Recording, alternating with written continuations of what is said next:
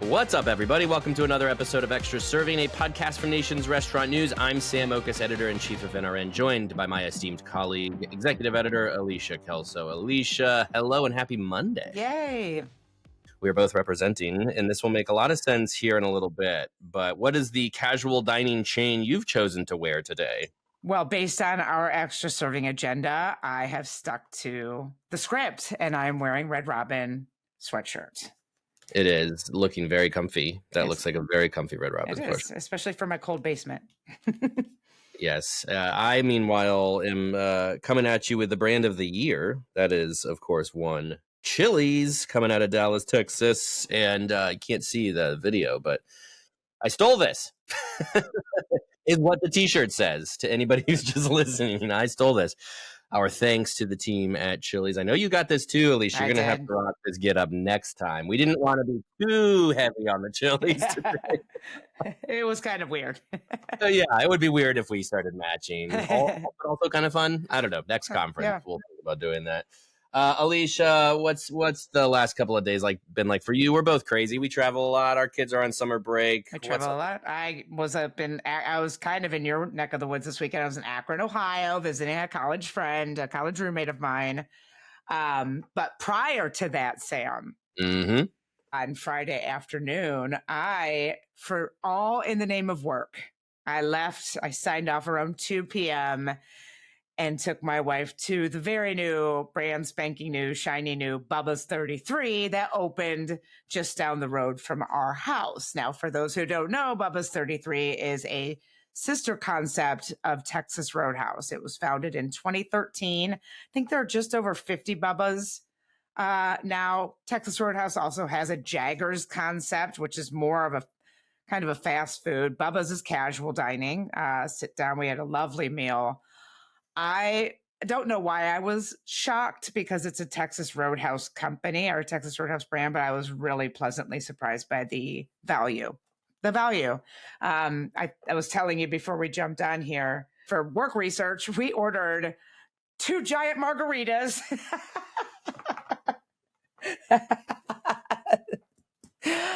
Thanks for the expense report approval. Right. But we got a combo appetizer with 3 different appetizers, and a huge double beef patty burger with fries, 8 pieces of pizza, an 8-piece pizza, which was delicious, by the way. The pizza was where it was at. And a giant salad. And again, those two giant margaritas, all for $90. Pretty great. I thought that was a really good value because we go out to eat, pretty often, like for date nights and stuff, and we don't typically spend under $100, especially when we have a drink. Yeah. I mean, that's incredible value, and as we will be talking about in a little bit, casual dining struggling to provide value, therefore casual dining struggling to connect with consumers, but not all of them, as our clothes can attest. Alicia, I'm very tired. I had a 36 hours on the other side of the country, which I don't recommend. It's a couple times I've done this in my career, fly to a place for one night on the opposite side of the country and then fly back. But you know what? All in the name of good content. I'll say it. I'm going to say what I was doing. I was trying to decide if I was going to keep it a secret and wait until next month when it comes out. But you know what? I don't think I'm going to do that. I'm going to make sure that all of you extra serving listeners are in the know. That's the value you get by listening to this. It's like a loyalty program. Yeah, this is the perk of being a listener. You get to find out what's coming up. Just don't, it's going to take off around social media. I was in Phoenix interviewing Christine Baroni of Dutch Bros at their headquarters. So this is for our signature series. Of course, we just had Kelly Valade.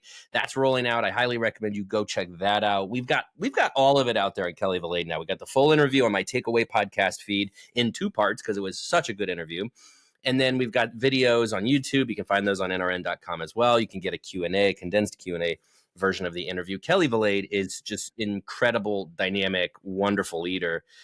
So very excited to keep the momentum going at Dutch Bros headquarters, interviewing Christine. Now, usually we record these in restaurants. Dutch Bros does not have lobbies.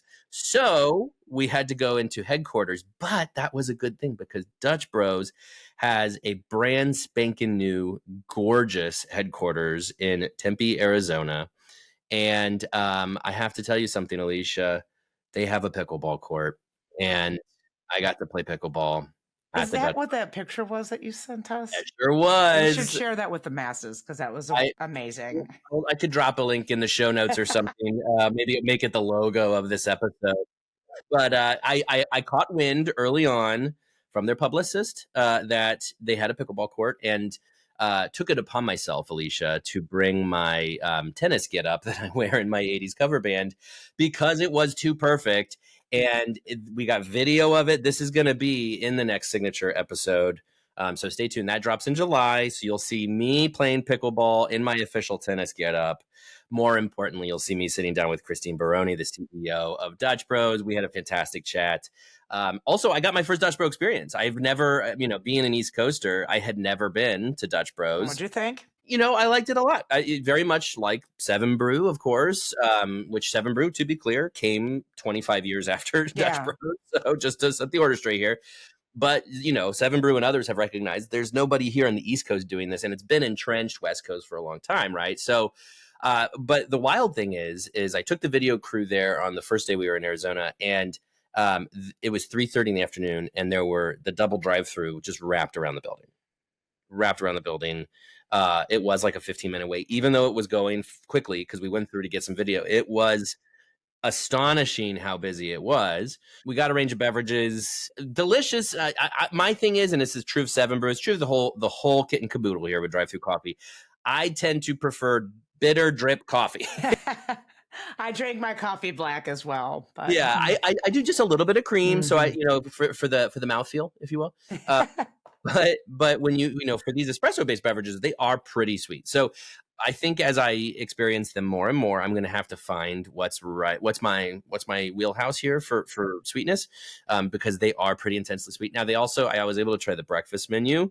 I tried a waffle and a bacon, egg, and cheese slider.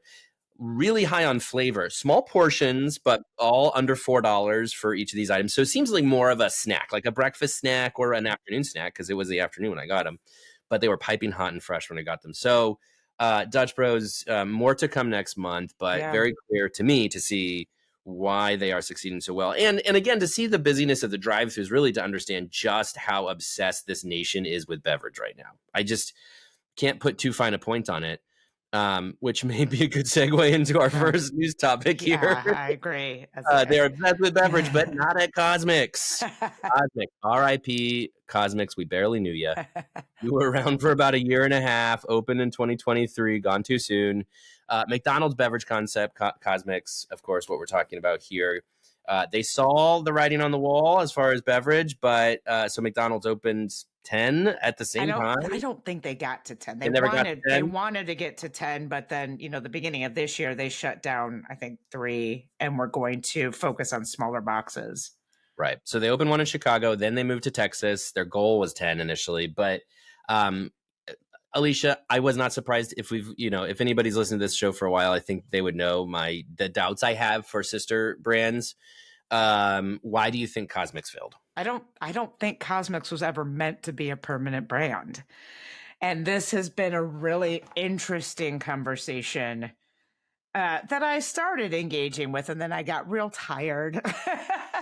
But like on my LinkedIn and on my TikTok account, when they launched CosMc's in December 2023, and they came out and said, we would like to get to 10 of these. And that's not a brand. That's not that to me was the writing on the wall that this wasn't going to be a sustainable brand, but rather a learning lab. And McDonald's certainly has the cash to do this. Like, let's throw just enough investment into something to get deep enough learnings to understand, to your point, why consumers like these specialty beverages so much. So CosMc's menu, I think it was like 95% of these specialty beverages, from frappes to energy drinks to milkshakes and everything in between. And, we saw the evolution of this. They opened, I think, 5 in Texas. As I mentioned earlier, they transitioned away from some of those bigger boxes in Texas and said that smaller formats are the way to go with CosMc's. But then they announced last week, 2 weeks ago, that they were going to start shutting down their CosMc's locations beginning in late June, so end of this month. And my assumption is that those locations, the 5 or 6 that are still open, will be converted back to traditional McDonald's locations. But what they're going to do is they're going to start testing a lot of these CosMc's beverages that were the most popular in traditional McDonald's restaurants at the end of this year. That's been the shtick all along. Yeah. The conversations are so interesting. A lot of people have a lot of strong opinions. I saw a lot of people on my LinkedIn, especially calling this a failure. I don't think that's the case. I think McDonald's was really smart in doing it, again, because they can. They've got the pockets to do that. Hey, let's go start a really small standalone test and get all the learnings that we can. And their learnings are basically, they thought that there was going to be an extreme amount of customization here because everything is being customized by customers right now. And that just wasn't the case. 80% of CosMc's customers were ordering these drinks as is. Yeah. So that's a testament to the diversity of the beverage offerings that they had, in my opinion. But it also shows that the complexity that they were expecting from the specialty beverage category wasn't as deep as they thought. So I think them rolling it into traditional McDonald's will probably be easier. They were worried about the operational trip up of too much customization. And so they found out that that's probably not going to be the case. The other thing that McDonald's found in these CosMc's locations is that customers wanted food attachment. Yeah. It was branded in a way that was tied to McDonald's, which was a lot of the discussion on my LinkedIn page. And that makes sense. But to your point with Dutch Bros is testing food. There's a reason you want that attachment. You want that add-on. And it gives people another reason, another motivator to stop, because time is precious, money is precious. And I think that is a huge deal that is going to really amplify McDonald's in the specialty beverage conversation. That's the whole point. Is when they start testing this, I think we'll see McDonald's have some really cool, sexy drinks permanent on their menu by this time next year. That's a great point. I mean, yeah, they get reams and reams and reams of data out of this, and to be able to use that to develop menu items to change the McDonald's beverage offering is invaluable. And you're right, McDonald's alone can do something like this. Although maybe KFC and Saucy, I don't know. Maybe that's going to happen with Yum too. But I wonder if there was a better way to shutter CosMc's, maybe more slowly over time and not announce it, because it's like, well, we're all going to call it a failure because, they're up and like, okay, well, pulling the plug. Whereas they could have just slowly, transitioned them over to McDonald's and nobody would have known the difference. But you're right. Like, and what does McDonald's care about these headlines? You know what I mean? Like, all they care about is the data they got out of it, the innovation they're going to be able to pull off with it. But to circle back around on your point, I mean, I do think you're absolutely right here. And I said this I posted from my experience at Dutch Bros with food and said, food is a huge opportunity for Dutch Bros. It will expect to see their competitors go that direction too, Seven Brew in particular, because we're running out of runway on beverage innovation when it comes to the beverage only guys, right? When they're doing energy drinks and boba and teas and lemonades and smoothies and coffee, obviously, they're running out of ways to differentiate themselves, set themselves apart. And here you have this looming giant on the other side of McDonald's that can say, we're going to start doing what you're doing in beverage, and we've already got the food, and we're already in 13,000 communities or whatever. So we're going to do what you're doing, but also have the food opportunity. So you're right. I mean, that's a huge threat to the coffee players, which is why I fully expect to see Dutch Bros coffee breakfast test become a national rollout. Why I expect to see Seven Brew start looking at food. Scooters, who we don't mention a ton, but Scooters, bigger than Seven Brew, have been around a longer time than most. They've got food. They do. So I'm sure they're going to lean into that too as a way to really kind of say, hey, yes, you can go get your beverage at McDonald's, but we are the beverage experts and we've got food too. So I wonder where Dunkin' is at in all of this. Yeah. That's my question. Where's Dunkin' at in coming out with more beverage? Quietly still growing. They're quietly still growing. Mm-hmm. So it's really fascinating because when you think about a brand like Kava and what sets them apart, nobody's out here adding Mediterranean bowls so they can compete with Kava, right? Like Kava, that's their differentiator, is their core product. But you have these concepts like the drive-through coffee players, which is like, well, your core product is universally served. You just do it in a certain format that's really working right now. But as others catch on, how do you keep up that momentum? Mm-hmm. And so will be fascinating to see. Dutch Bros also rolled out a loyalty program. I know this is about CosMc's McDonald's. I'm not trying to make this too much about Dutch Bros, but like that's what, this is what Yeah. McDonald's is doing. They were saying Dutch Bros is growing like crazy. Yeah. Holy cow, we got to get in on this. And, from the case study I saw at this Mesa, Arizona Dutch Bros, it's like, holy cow, people are obsessed with their afternoon beverage pick-me-up, and McDonald's pretty soon is going to be able to offer that to them. And Sam, we would be remiss if we didn't add that so is Taco Bell, because they are accelerating their Live Más Cafe concept in restaurants already, and they want that to be in a majority of their system sooner than later. And it's the same thing, all these different kinds of beverages, coffee innovation, name it. And so we're going to see, and Wendy's is doing a lot with beverages too. So these are the bigger players fortressing themselves against potential market share loss with these fast growing chains like Dutch Bros and Seven Brew. Yeah, and again, what you also see with the coffee players, the drive-through players, really leaning into hospitality, culture, vibe was a word I used a lot while I was in Phoenix. Stickers, I brought home some stickers. If anybody's looking to add to their collection, hit me up. Just kidding. My kids have already gone through all of them. But yes, it's vibe. It's hospitality. It is trying to set yourself apart and say, well, okay, McDonald's may be competing with us on product, but they could never compete on experience. Yeah. Okay, let's get to it.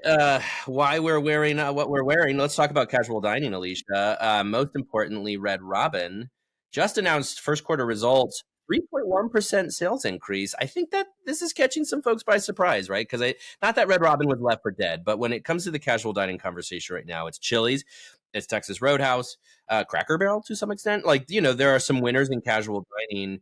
Red Robin's been hanging around, but I think this seems like a statement quarter. Would you agree with that? Yeah, no question. And you always follow the analysts because they are deep, deep, deep in these financials with their predictions. And this quarter just blew those expectations out of the water.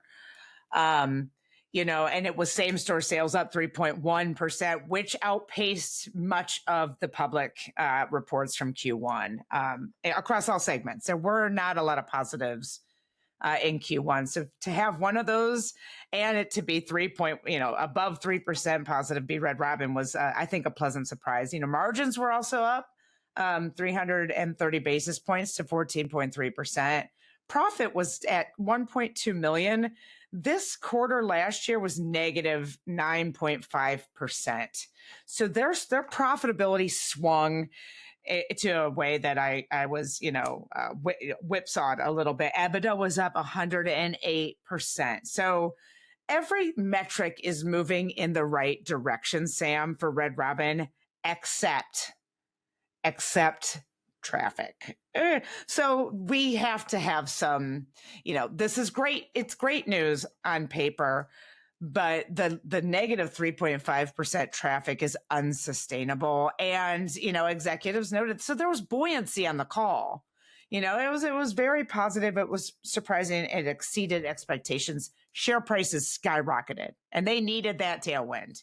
Take the W where you can. Take the wins in this environment. Take the wins. Mm-hmm. But now their focus has rightfully turned to step changing that negative traffic. You can't. I think it was almost 7% pricing drove some of that, but also labor efficiencies, which Todd Wilson, their CFO, said kicked into gear much faster than they thought would. And I want to be clear here. We are going to look at this traffic number for the foreseeable future. Their outlook, they expect negative traffic throughout the year. They expect negative same-store sales throughout the year. So this is a win. This quarter was a win, but there's still some work to do. They're not declaring victory quite yet. But I would argue that the 5-point North Star plan that G.J. Hart put into place when he came on board in late 22, this is starting to yield some results. It took longer than anybody expected because the environment went south more than anybody expected. 2024 was not a great year for the industry. It was very soft. And so that delayed a lot of these turnaround plans, not just from Red Robin, but from a lot of companies. And now we're starting to see, you cannot deny the fact that their menu work is finding traction. They upgraded all of their products. They're staffing up. Their guest satisfaction scores are higher than ever. They put this sort of managing partner program into place from GJ's old stomping grounds in Texas Roadhouse, as sort of a playbook here. These things are going to start or continue to yield results. They have a new loyalty program. And I think that there will continue to be progress on Red Robin. But, like you said, let's take the win with maybe an asterisk with that traffic, again, because that's unsustainable. But it's not anomalous. Everybody is cutthroat fighting over negative for positive traffic right now. And it's just not there. It's just not there. I wonder how much of this is attributable to the buzz they built with the bottomless burger pass, because like they sold out of that right away. Yeah. For all we know, there was only 5 of them available, but because they never said, but they did that when they dropped a new menu. And so it just felt like some very expert marketing there, which is like create the buzz, redirect to new menu, get their attention and say, hey, you're looking over here, but also we've got this new menu. I do wonder how much that might have helped. But in general, I think, Alicia, we were talking before you hit record, this idea that casual dining is dead or that customers have lost their appetite for casual dining. It just isn't true. We see this very clearly in Chili's. We've seen it quarter after quarter after quarter with Texas Roadhouse. Maybe we're seeing it in Red Robin now too, which is just that people want casual dining. People want to go out and have this nice experience you got at Bubba's 33. They want to have a nice hospitality, a delicious meal, maybe a little bit more upscale than their fast food or fast casual experience. The problem purely is for many consumers just discretionary income, and they're pulling back. And maybe whereas once they spread their dollars around to 5 of those brands, now they're only spreading them around to 3 of those brands. But it does emphasize, I think, that need for value, which let's get into that, because you may make a great point, Alicia, which is that last year we really started with this value environment, this need to drive traffic. And so brands started really turning to value as a marketing play, trying to convince customers that, hey, we've got a value deal for you. Come check it out. Chili's, it worked very, very well, right? They were able to use that to great success alongside the cheese bowl. But this year, it's like a doubling down of that value environment. We see a lot more value messaging. We see brands coming out with pricing, pre-pandemic pricing, and all kinds of stuff. People, it's to your point too about traffic, which is everybody's struggling with traffic. Therefore, in order to drive traffic up, you've got to get their attention and pull them in, and everybody's looking at value to do that. So, I guess 2-part question, Alicia. How much is value driving the casual dining success that we've seen for a few of these brands? And then, what else is happening with value right now that, is good or bad? It's all over the map. And to your point, it was June 2020, it was Q2 2024. And it was sort of the inflection point here. McDonald's had an earnings call and said the lower income consumer is dropping off. And that's in June, they launched their $5 meal deal. And we've talked about this at length. As McDonald's goes, so goes the industry. Every other player came out with some kind of sexy price point to bring people in. And it became a really significant value environment. I thought that we would sort of dissipate that a little bit.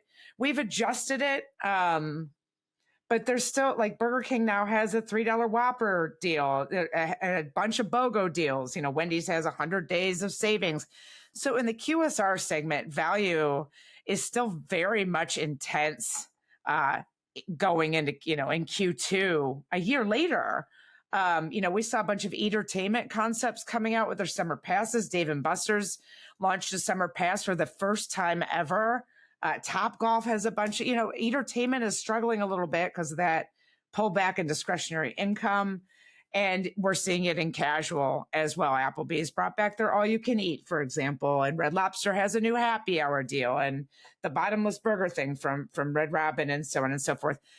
I think everybody in the industry, especially in casual dining, saw the smart marketing from Chili's where they aggressively went after fast food prices and said, you're going to get this for this much, but this and service and an experience where you can sit down with your friends and your loved ones and not have to clean up for this price, which was not much different. And we know now that McDonald's raised their prices. They outpaced much of the industry from 2019. This is why Cava is doing well. This is why Texas Roadhouse is doing well, because they made their investments to underprice inflation. That's why they're seen as huge value players. And if you'll notice, Sam, there's no price point around those. Cava's not coming out and saying we've got a $6.99 deal. They don't have to, because they've undercut inflation and put their investments toward undercutting inflation. Same with Texas Roadhouse, same with, some of these brands. And so I think as this value environment continues to evolve, and we have not even scratched the surface on this, where we're seeing an awful lot of new loyalty programs or enhanced loyalty programs, because that's where the brands are sort of chasing value now. Like, okay, we don't want to erode margins too much, so let's push value to loyalty members and get them in that program. Then we can get their data. That's a virtuous cycle. That's a whole nother discussion for a whole other day. But value it's just something that has continued to evolve. And based on a lot of my conversations at the National Restaurant Association show, value is not about price anymore. Like when you and I, we've said this, and I think it's really worth repeating often. When you and I started at the tail end of the Great Recession, the $1.99, the $2.99, the sexy entry point price point was table stakes. That is not the case anymore. Value has to be more than the entry level price point. It has to be, if you're fast food, it has to be accuracy and speed and convenience. If you're casual, it has to be atmosphere, experience, all of it. It is a multifaceted definition, holistic. And that's, I would point to the Texas Roadhouses and Cavas of the world that aren't throwing out these aggressive entry-level price points, and that they're still doing really, really well, because they do offer those that holistic definition of value. I'll throw out one more experience I had this weekend, which is when I landed in Phoenix, and, all of my time was thrown askew with the difference. I was starving. It was middle of the afternoon. I found on DoorDash Houston hot chicken, which was a recent savory acquisition. And it was very close to me. I ordered DoorDash. And I bring up this experience because not only was it hot when it came, the packaging was distinct, that it seemed like designed very much to keep it high quality. It was delicious. It was visually still very appealing. And no matter what I paid for it, of course I paid too much because I was using DoorDash, but it was a great meal that came hot and looked good. And I think to your point, I'm like, right off the bat, check 2 boxes for me. That satisfied my desire for lunch, but also for the value I was looking for. So you're absolutely right. The value environment has shifted to include so many different definitions, and we are in for it this summer, right? We're coming into the summer. It is going to be the summer of value. We are going to see an awful lot more. Alicia, this is the point where you and I have to sign off because we got to go to another meeting. But it's been a pleasure. I guess I won't have time to miss you then. Yeah, exactly. Because we got to just jump on over, and I think I'm leading the next meeting as it happens. You actually are, yes. Anyway, happy week, everybody. We'll talk to you next week. She's Alicia Kelso. I'm Sam Oches. Talk to you next time.